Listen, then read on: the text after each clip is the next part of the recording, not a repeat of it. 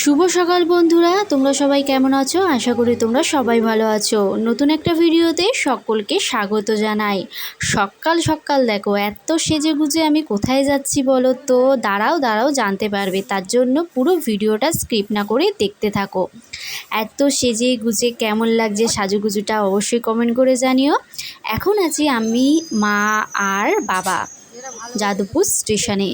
দেখতেই পাচ্ছ ট্রেন ঢুকেছে, এই যে মা বসে আছে। আর এত গরম পড়েছে বলার মতো না, পাগল হয়ে যাচ্ছি। আর এই সাদা ড্রেসটা পরেছি, হাতাটা তো ফুল হাতা। ওরে বাপ রে বাপ, কি গরম পড়ছে রে ভাই, রে ভাই, পুরো পাগল হয়ে যাব। আমার মুখ চোখের অবস্থাটা দেখো। আর সকালবেলা তেমন কিছু খাইনি, আমার এখন অ্যালার্জির জন্য ওষুধ খেতে হয়। সকালে ওই ওষুধটা খেয়েছি, তারপরে আর কিছু খাওয়া হয়নি। আর ট্রেনের জন্য ওয়েট করছি, কখন ট্রেন আসবে। আর না ভালো লাগছে না এত গরমে। কোথায় যাব একটু পরেই জানতে পারবে। আর ক্যানিং ট্রেনে আজকের এত ভিড় হয়েছে, কারণ ক্যানিংয়ে আজকের মিছিল ছিল। আর এই যে মহিলাটার সাথে আমার ঝামেলা লেগে গেছিলো। এত বাজে মহিলা না, বলার মতো না। তারপরে যা হোক করে বেদবিরা স্টেশনে নেবে এখন চলে এসেছি মিষ্টির দোকানে। মিষ্টি কিনতে হবে, কারণ অনুষ্ঠান বাড়ি যাচ্ছি। অনুষ্ঠান বাড়ি বলতে যাচ্ছি একটা নেমন্তন্ন বাড়ি, তো যাদের বাড়িতে যাচ্ছি তো তাদের জন্য মিষ্টি নিতে হবে। দিদি বাড়িও যাবো, দিদি বাড়ির জন্য মিষ্টি নিতে হবে। তো কি অবস্থা দেখো আমার মুখ চোখের, কি গরম। চুলটা তো বেনি করে রেখেছিলাম, আর কি বলবো। আর এখন খেয়ে নিচ্ছি দই, এই গরমে ঠান্ডা ঠান্ডা দই, আহা কি ভালো লাগে। তারপরে উঠে গেছি অটোতে। আর রোদটা দেখছো, এখন প্রায় ওই 11টা মতো বাজে। দেখে মনে হবে না কিন্তু এটা 11টা, এটা মনে হবে প্রায় দুপুরবেলা 1:30 2টো, মানে এতটা পরিমাণে গরম। এখন আমরা অটো থেকে নেবে এখন যাচ্ছি দিদি বাড়ির দিকে। মা দেখো ঘুমটা দিয়েছে, কারণ হচ্ছে প্রচণ্ড গরম। আর যাদের বাড়ি অনুষ্ঠান তাদের বাড়ি চলে এসেছি। তো সব ক্লিপগুলো নিয়ে নিই, কারণ একটু লজ্জা লাগতাছিল প্রথম।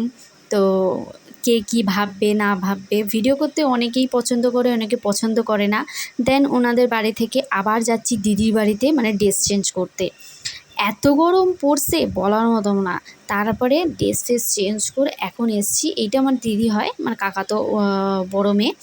তো দিদি বাড়ি এসছি, এসে ড্রেস চেঞ্জ করে এখন পুকুর পাড়ে এসছি। দিদি ওই জামা কাপড় ধুচ্ছে, আমি এই পুকুর পাড়ে এসে বসে আছি। কি গরম লাগছে, ওই জামাটা খুলে আমি মনে হয় রেহাই পেয়েছি। একই ফুল হাতা ছিল, তার মধ্যে ছিল কটনের, বাপ রে বাপ। তারপরে এই ড্রেসটা পরে নিয়েছি, সুতির ড্রেসটা। আবার যাচ্ছি এখন খেতে। ওই যে পিছনে যাকে দেখছো, ওনার মা মারা গেছিলো, তো ওদের বাড়িতেই এসেছি। তো এখন খেতে বসে পড়েছি। মাছের মাথা দিয়ে ডাল, আলু ভাজা।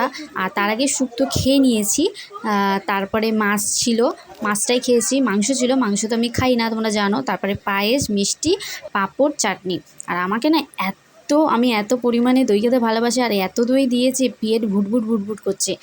দেন খাওয়া দাওয়া করার পরে এখন আমি, দিদি, মা, আমার দিদি দুটো দিদি, মা আর আমি ওই লেবু পাতা শুকতে যাচ্ছি আমাদের বাড়ির দিকে। আমাদের বাড়ি মানে আমার বাবার বাড়ি গ্রামের, মানে আমার দিদির বাড়ি, আমার বাবার বাড়ি মানে কাছাকাছি প্রায়। তো দিদির বাড়িতে তো গেছিলাম প্রথমে, এখন যাচ্ছি। আর বিকালে সূর্যাস্তটা দেখো, জাস্ট অসাধারণ। সত্যি কথা, গ্রামের পরিবেশ এত ভালো লাগে বলার মতন না। এতটা পরিমাণে দই খেয়ে নিয়েছি, আর এতটা পরিমাণে খাওয়া দাওয়া খেয়েছি। দেখতে পাচ্ছ আমার দিদির কোলে একটা স্প্রাইটের বোতল, একটা বড় বোতল কিনে পুরো বরফ জমা। সেখানে 3জন মিলে চারজন মিলে খেতে এসেছি। এটা হচ্ছে আমার দিদি, মানে আমার কাকার ছেলে, মানে আমার ভাইপো হয়। কি কিউট না? তোমাদের সাথে তো ভিডিও শেয়ার করেছি। দেন চলে এসেছি আবার দিদির বাড়িতে। এখানে বসে সবাই আড্ডা মারছি, গল্প করছি। দেখতেই পাচ্ছ সবাই আছে, ওখানে জামাইবাবু আছে, বাবা আছে, মা আছে। তারপরে সারাদিন এত ক্লান্তি গেছে, সন্ধ্যাবেলা আমি ঘুমিয়ে পড়েছিলাম। রাতে উঠে আবার খেতে গেছিলাম, খেয়ে দিয়ে উঠে বাদায় গিয়ে সবাই আড্ডা মারছিলাম। ভিডিওটা কেমন লাগলো অবশ্যই কমেন্ট করে জানিও। আজকের জন্য এটুকুনি, বাই।